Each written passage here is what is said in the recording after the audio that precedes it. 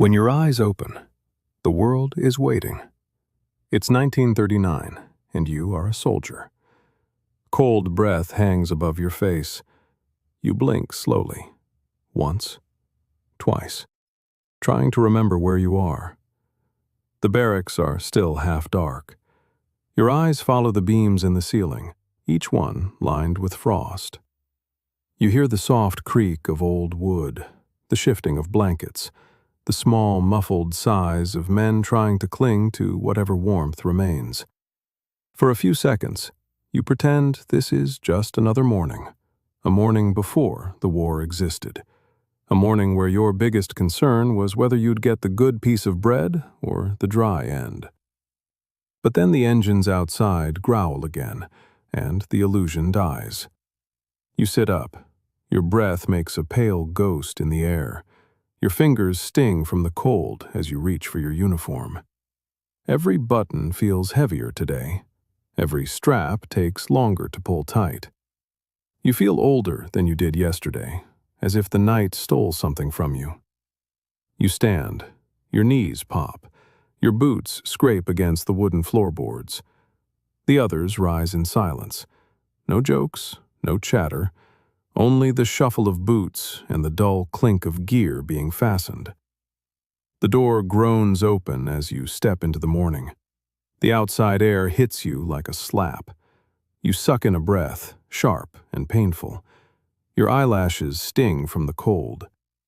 A line of men stand waiting, shadows against the faint, bluish glow of dawn.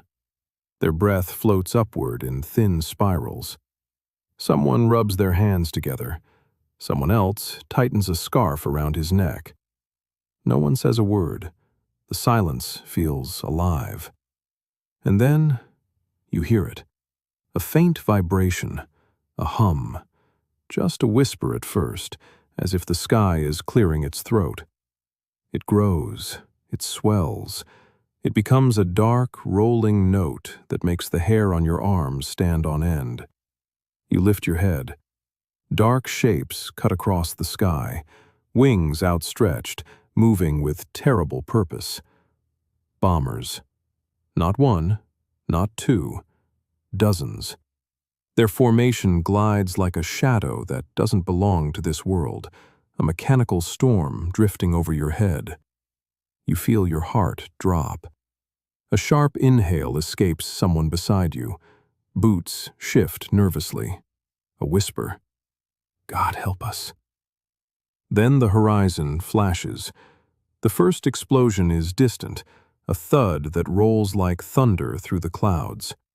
Another follows, then another.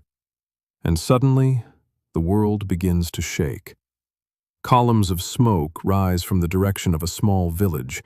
Orange light flickers against the early morning sky.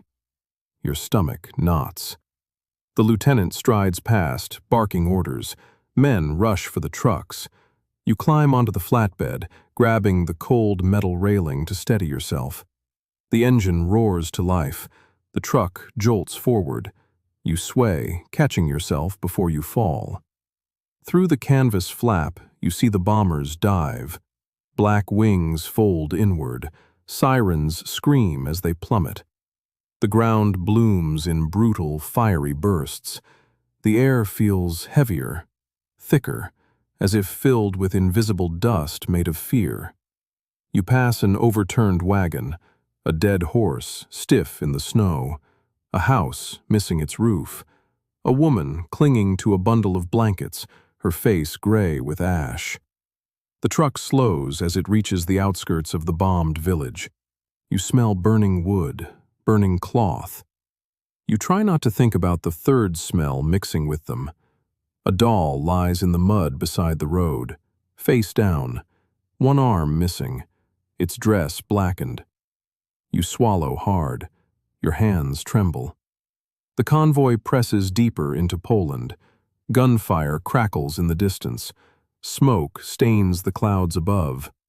You march when the trucks can go no farther. Your boots crunch through snow. Your legs grow heavy. Hours later, you kneel behind a fallen tree as rifle shots snap past. Stuka dive bombers screech overhead. Their sirens rattle your bones. When the bombs hit, the earth jumps beneath you. Your heartbeat thunders in your ears. You press your face into the dirt, just to feel something solid. Days become weeks. You sleep in barns with holes in the roof, in ditches filled with frozen mud, in abandoned houses where children's drawings still hang on the walls. You wrap your coat tighter. You try to stay warm. You try not to think. Then, one morning, the lieutenant unfolds a new set of orders, a shift, a change in direction. You march west now, toward a different front, toward a different kind of silence. Belgium, Holland, northern France. You lose track of where one ends and the next begins. Sometimes you walk for days, feet blistered, back aching, fingers numb even inside your gloves. Sometimes a truck arrives, carrying your company for a few kilometers before dropping you at another ruined village, another scorched field. Then, a train. A long wooden cattle car, straw on the floor, cold air leaking through the cracks. Men packed together, shoulder to shoulder. You feel the heat of their bodies. You hear someone, another, Hyla, someone else in the corner. The train rattles through Germany, past warm homes with lit windows, past children throwing snowballs, past a world that feels impossibly distant. You close your eyes, try to imagine you are one of them. You can't. Austria comes next. Mountains rise on both sides. Church bells echo through the valleys. Snow melts in bright, white streams. You march again, boots slapping against mud and melting ice. Your breath clouds the air. Your muscles ache in new places. Then, trucks, bouncing along broken roads, carrying you through Yugoslavia. Villagers stop and watch, some with fear, some with hatred, most with empty, exhausted eyes. Here, finally, you rest. Your unit stays for weeks. You wash in rivers so cold they burn. You dry your boots in the sun. You sleep through entire afternoons. You feel your body almost start to heal. Almost. Because rest is only the pause before another order. The lieutenant gathers you one evening. His voice feels heavier than the mountains behind him. Prepare for transport south. The men stare at the ground. None protest. None ask why. You all know the war doesn't need reasons. Trucks arrive at dawn. You climb aboard. The convoy winds through steep hills and narrow roads carved into rock. Goats scatter. A woman watches silently from a doorway.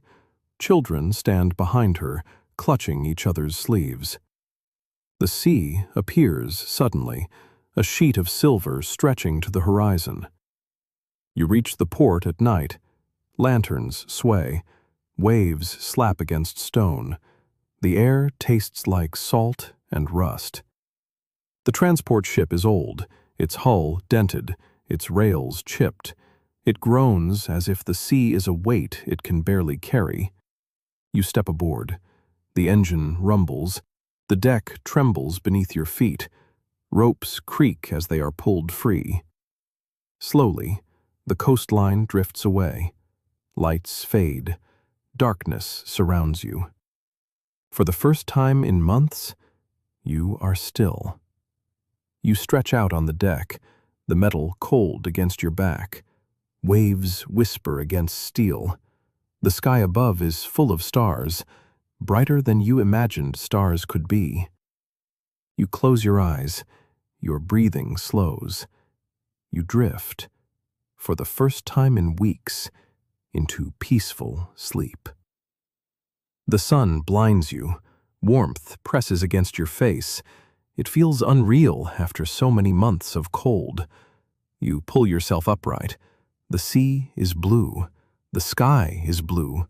Everything is blue and gold and alive. Mountains rise straight from the shoreline. Olive trees shimmer in the wind. You hear and small waves brushing the sand. It feels like stepping into another world. You march off the ship. Your boots hit the pier. Warm stone, warm air, warm light. The lieutenant grants 10 minutes of rest. 10 whole minutes. You lie on the stones, letting the heat sink into your bones. Your eyes close, and for a moment, you feel human again. A minute, 2, 10. Then, marching again, up dusty roads, through olive groves, past stone houses with painted shutters. Your company is a shadow of what it was. Muller, until he can barely stand. Weber limps with every step. Schmidt, the youngest, no longer smiles. The sun is merciless. It bleaches the world. It drains your strength. You drink water when you can find it, sometimes from a well, sometimes from a stream, sometimes from a single tin cup passed between 10 men. The road narrows. The hills grow steeper. The cliffs rise around you. You climb until your lungs burn, and somewhere in the back of your mind, you sense it. Something waiting, something inevitable, something in the mountains. Your boots scrape against loose stones. Every step threatens to slide. Every breath feels heavier than the last. The air has changed. No longer cold like Poland, no longer wet like Holland, no longer sharp like Austria. Here the air is dry, thin, filled with the scent of sun-baked stone, and olive leaves, and the faint sweetness of wild thyme growing between cracks. You smell goats somewhere nearby. The bells around their necks cling softly, drifting through the wind. A village appears around a bend, just a handful of white houses, blue shutters, dust swirling outside open doors. An old woman watches your column pass. Her face is carved like ancient wood, deep lines, dark eyes, silent judgment. A boy stands beside her, barefoot. He hides behind her skirt when your eyes meet his. You look away. You have seen enough fear to last a lifetime. You do not want to see more in the eyes of children. The column keeps moving. Your steps grow slower, heavier, dragging. Behind you, Muller, again, a deep, scraping cough that racks his whole body. You glance back. He tries to wave you off. He tries to pretend he is fine, but his face is gray. Weber limps beside him. Each step looks like it hurts. His boot is tied with rope where the leather split. Schmidt walks ahead of you, shoulders hunched, helmet slightly crooked, hands trembling whenever the wind picks up. He is too young for this. All of you are too young for this. But the mountain doesn't care. War doesn't care. The road just winds upward, and you follow it because you have no choice. When the sun sets, the mountains turn purple. The sky bleeds orange light, and then everything fades to cold gray. The lieutenant calls for rest. You drop your pack with a Your shoulders feel bruised. Your legs throb. Dust clings to your face like a second skin. Some men collapse immediately. Others stand staring into the distance, as if expecting something to rise from between the shadows. You eat from a tin, cold meat, hard bread, the kind of meal you've grown used to. Schmidt sits silently beside you. He doesn't touch his food. You nudge him gently. He forces a smile, a thin, brittle thing, then breaks off a piece of bread. You don't speak. There are no words left that would help. Above you, the stars emerge, bright, sharp little blades piercing the sky. You lie on your back, staring upward. The mountain air cools your skin. Your heartbeat slows.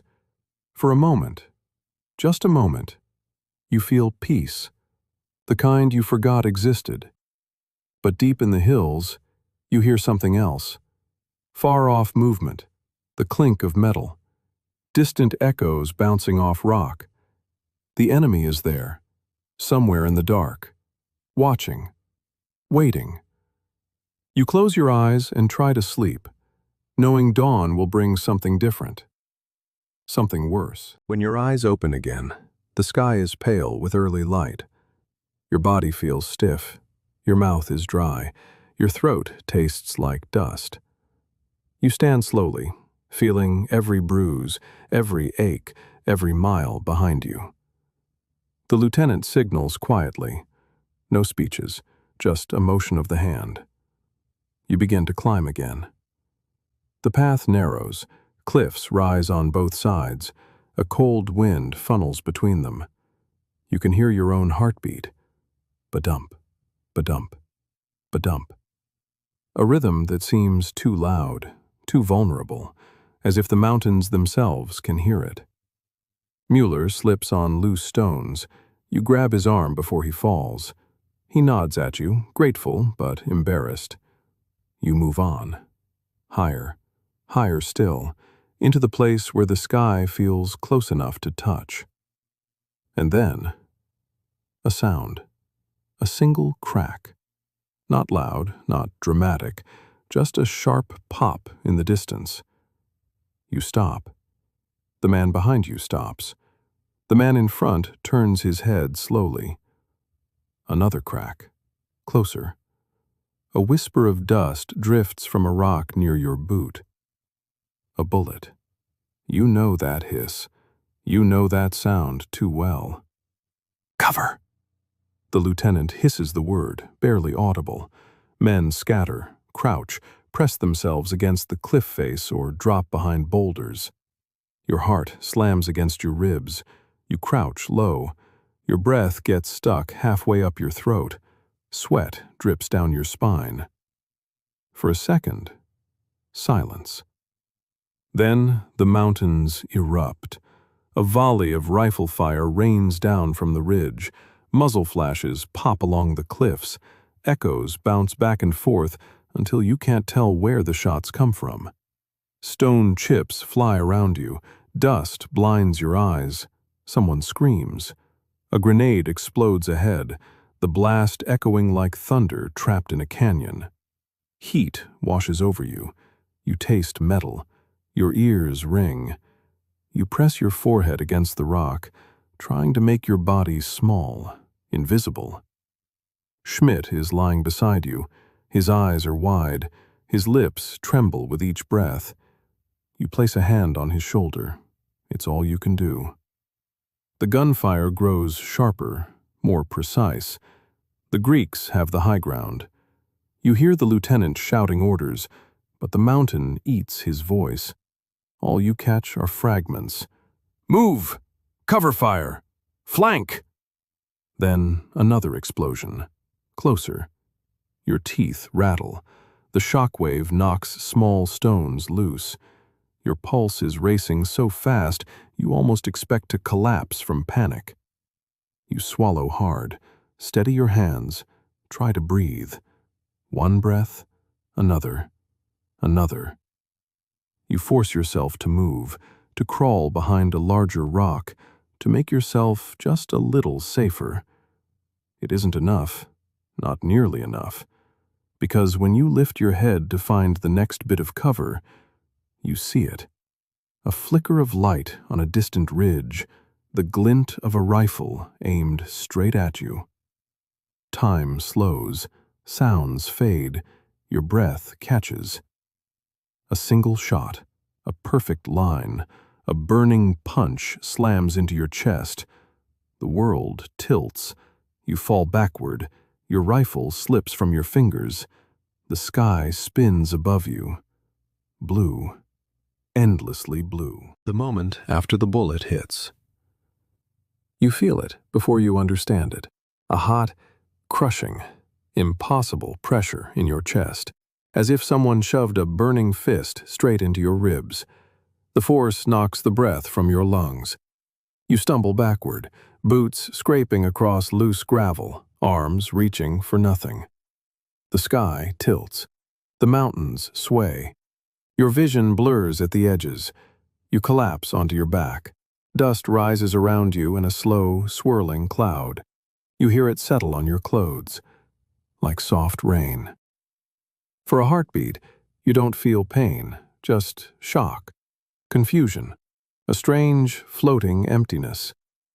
Then the pain comes, sharp, deep, radiating through your chest like fire. You gasp, but no air comes, only a wet, bubbling sound in your throat. Your hands reach instinctively for the wound, fingers trembling, searching, pressing against warmth spreading across your uniform. You lift your hand. Your palm is red, soaked, shining. Your breath catches again. Your lungs flutter desperately, trying to pull in air that refuses to come. You hear someone shouting your name, but the voice echoes strangely, as if coming from underwater. Another voice yells for a medic. Boots thud on stone. Metal clinks. Someone slides beside you, grabbing your shoulder. Their face is a blur. Their breath smells like fear. You try to focus on them, but your eyes keep drifting upward. It is unbelievably blue. A blue deeper than any paint you've ever seen. A blue that seems almost alive, stretched across the peaks above you. A few thin clouds drift lazily across it, unbothered by the screams, the gunfire, the chaos below. Your eyes lock onto that sky. You remember a day at home, years ago, before uniforms, before rifles, when you lay in a field behind the mill, watching clouds sail slowly overhead. You remember your mother calling you in for supper. You remember pretending not to hear her, because the sky was too beautiful to leave. You didn't know then that one day you would see a sky this blue as the last thing in your life. The lieutenant crouches beside you now. His voice is calm, too calm. Stay with us. Stay with us. He presses cloth against your chest. The pressure makes you groan. He mutters something under his breath, a prayer maybe. Mueller crawls to your other side, wincing with every movement. He tries to smile, but it breaks before it forms. Schmidt stands frozen a few feet away. His rifle hangs from his hand. His eyes are wide, the eyes of a boy watching a man die. Your heartbeat hammers weakly, slow, uneven. Everything around you sounds different, duller, muted, as if the world is pulling away from you. Gunfire still cracks in the distance, but it feels far, farther, fading. A cold sensation creeps into your fingers. It moves slowly, from your fingertips, up your arms, toward your shoulders. Your legs feel heavy, too heavy to move, too heavy to lift. Your breaths become shorter, shallower, each one smaller than the last. You try to say something, anything, but your voice fails. Only a faint whisper escapes. The lieutenant leans closer. What? What is it? You try again, but you no longer remember what you wanted to say. A thought flickers in your mind. You aren't sure if it's real or something your brain invented to comfort itself. Home, the river, the smell of bread baking, a warm hand on your cheek. You see flashes, your mother laughing as she hangs laundry, your father repairing a fence, sunlight through leaves, a dog wagging its tail, your sister waving goodbye. Your mind slows. Thoughts stretch into long shapes, like shadows at sunset. You feel the warmth leaving your chest, leaving your hands, leaving your face. Your hearing dims until all you catch are fragments. Pressure isn't stopping it. He's fading. Stay awake. Don't close your... The words blur. The world fades around the edges like the corners of a photograph left too long in sunlight. A soft breeze touches your cheek. It feels familiar, gentle, kind. You follow it, somewhere deep inside yourself. The sunlight flickers. Your heartbeat stumbles. Your breath catches. Once. You try to inhale again. Your chest refuses.